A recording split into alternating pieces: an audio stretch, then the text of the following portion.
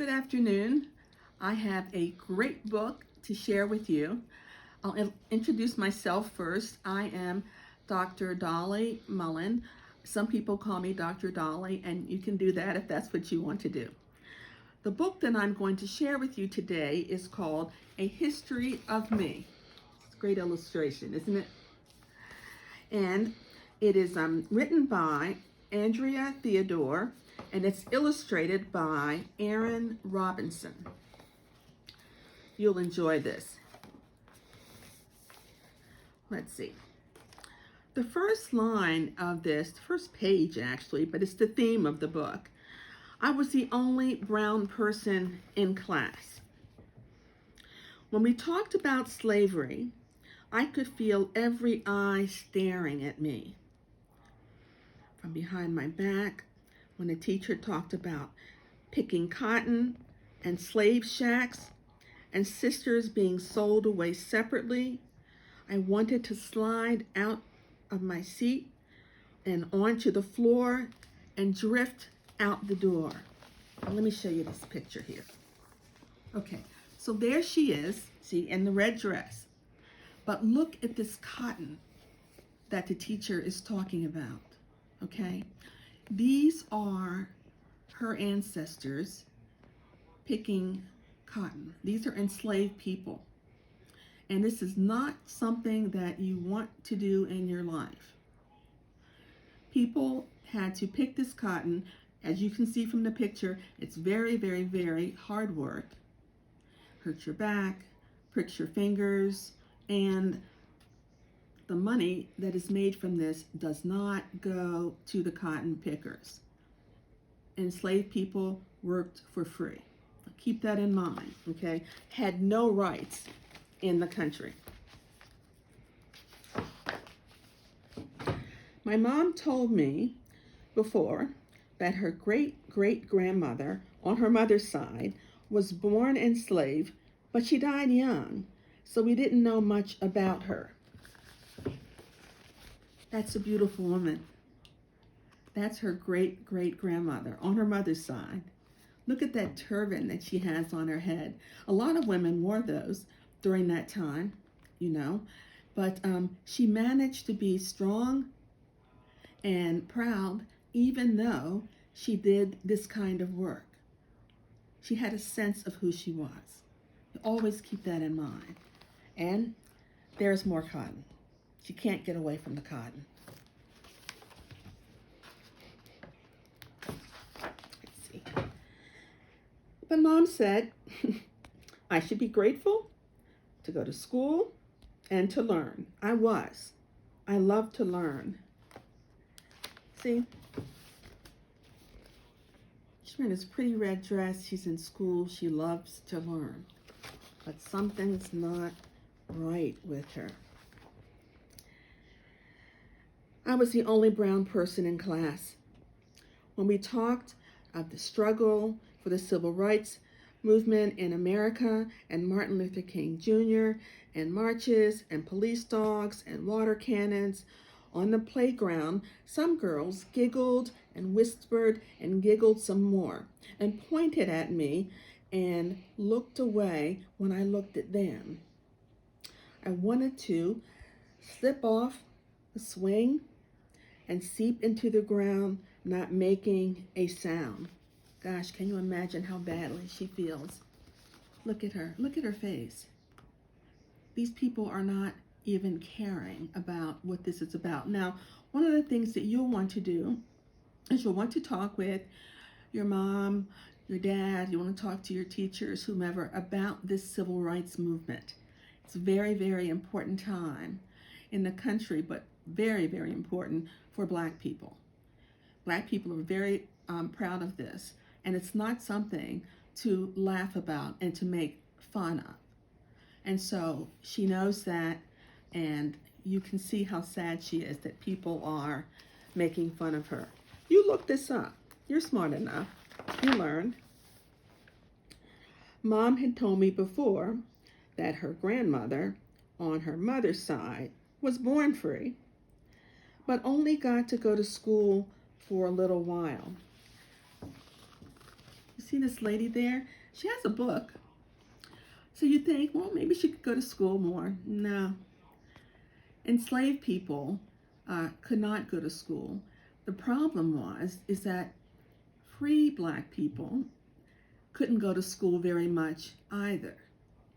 So she only went to the 3rd grade because even though she was free, the schools were not made available for these free black people. It's a shame. It's absolutely a shame.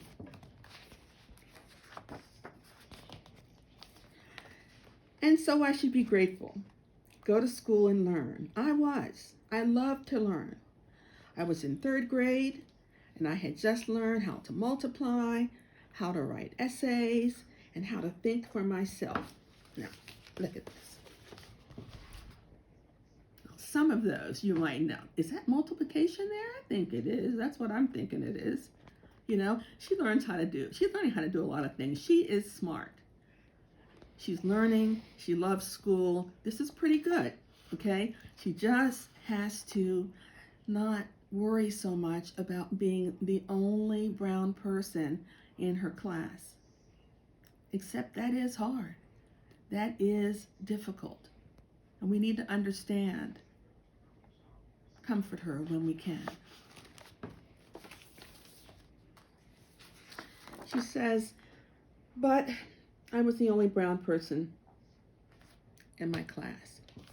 Now, something bad happened. I was on my way walking home from school. It's the only brown person. I was by myself. I had my violin case in my hand when a boy in his brand new bike barked at me that if it wasn't for Lincoln, you'd still be our slaves. I wanted to sprint away after him and ask, is that all you see when you look at me? I think that picture says a lot, don't you? You see how he's coming after her? He's just being horrible to her. And see how afraid she is with what's going on there? And she wants to let him know what she thinks, but she doesn't. It said she wanted to do that, but she didn't do it. Maybe it's because she's the only brown person there. I'm not sure. But that's horrible. And that's one of the things that can happen to people when they're alone. When there's nobody around who looks like them. My mom had told me before that she grew up in the South and everyone in her school was brown like me. She saw whites only everywhere. She wasn't mad. That was just how it was. She wanted to be a nurse, but she couldn't go to school for that, so she moved up north. Now this is when her mother was in school, and whites and blacks didn't go to school together. You see all the black people here? And there are brown people, I'm sure, that are mixed in also. There they all are. But you can't study everything in the brown schools. They don't let you study everything that you might want to study. And so I was grateful, she told me, to go to school and learn. I was.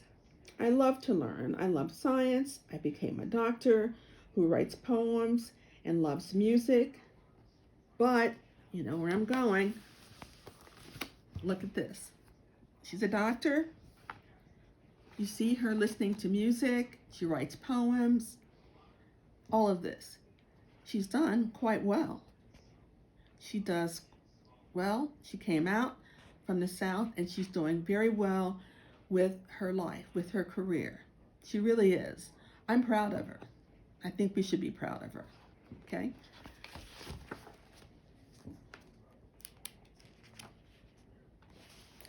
Wait a minute. Will you look at that white coat? Will you look at those what are the earphones? Yeah, that's pretty cool.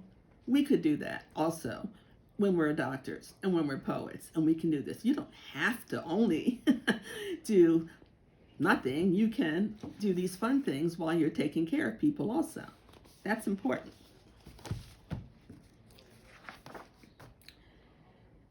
But my daughter was the only brown person in her class. When they talked about slavery, when they talked about civil rights, I told her that I was the only brown person in my class too. And just because no one ever mentions courage, strength, intelligence, or creativity doesn't mean it isn't there. You see her and her mother hugging. They've had the same experience. Same experience. Except they've done okay. They've managed. Coming through this by themselves is what you'll have to do if it comes to you like that. That's what you'll do. But it's good that she has someone who loves her and who can help her. It's a good picture, isn't it?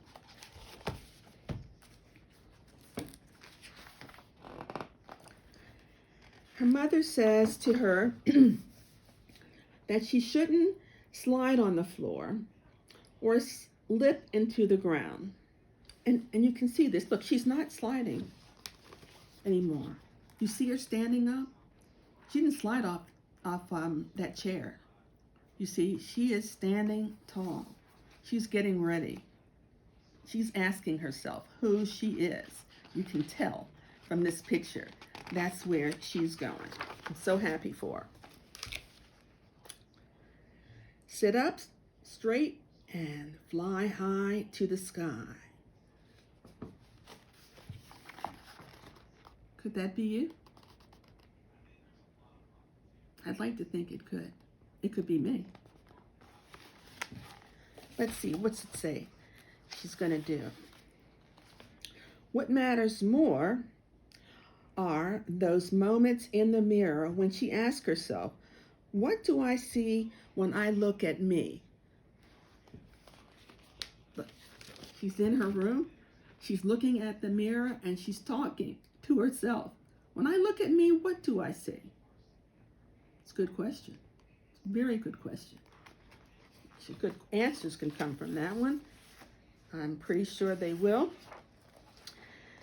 And when she does, I hope she will see that she is free to be anything she wants to be. Let me show you also. These are the women with her. Some of them she mentioned, her mother, her great-grandmother, her great-grandmother on her mother's side, all of these other people here. These are women that you know also, who were strong, who didn't slide off their chairs and seep into the door, off the ground. They didn't do that. You have to look for strength where you can find it. You have to do that. Look in the mirror and say, I can be whatever I want to be. Now, I've completed reading this book. Most of the time, when books are completed, the last two words are the end. But I'm not going to complete this book with the end. I'm going to complete this book with the beginning. Because I want you to begin to think about, who am I? What do I see when I look in the mirror? I want you to see yourself as free and able to do whatever you want to do. Thank you.